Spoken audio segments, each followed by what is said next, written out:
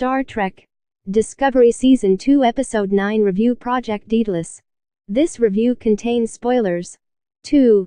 9 Project Daedalus We're living in a pop culture moment when our mainstream stories are better than ever at visually representing the most horrific of potential outcomes.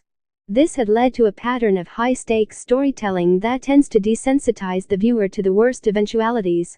Last week, when Spock informed us all that the future of all sentient life in the universe was at stake, intellectually, I knew that was bad. But, emotionally, I didn't really feel much. This week, Discovery did a much better job at giving those stakes emotional weight.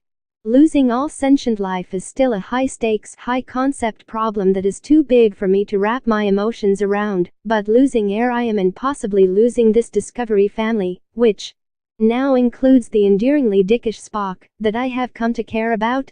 Yeah, that's not cool.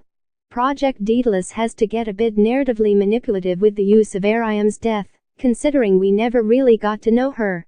They do an impressively good job making us care about her within the course of an episode. We learn her tragic backstory. That she was on her way home from her elopement when the shuttle she was on crashed, killing her new husband, and presumably leading to the need for her augmentations. We learn about what Airiam's routine on the ship looks like. She is part of a girl gang with Detmer, Tilly, and Owosekun, spending a lot of their off-duty time together. They tease, support, and accept each other. They make each other laugh. On a weekly basis, Airiam must file through her memories, choosing which memories to save and which to delete. It's fascinating, and I'm sad we're not going to get to know Airiam better and see more of this future and the Discovery through her unique lens. Instead, Airiam dies a hero, asking Michael to airlock her into space, in order to keep the foreign AI living inside of her, and in charge of Starfleet control from killing Michael, destroying the Discovery, and wiping out all sentient life in the universe.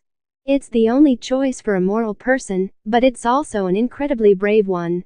Personally, I was slightly distracted from the emotional beats in the climactic scene, because I had so many questions about Commander Nan. Was she dead? And more importantly, why the heck did Michael not check this immediately? Later, we find out it is because Discovery wanted to surprise us with Nan coming in at the last moment to be the one to airlock Airiam.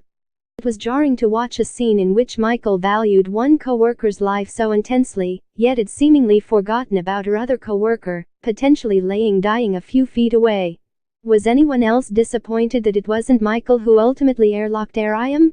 If we knew Nan a bit better, or I had any confidence this show were going to give her more screen time, I would be fine with this twist.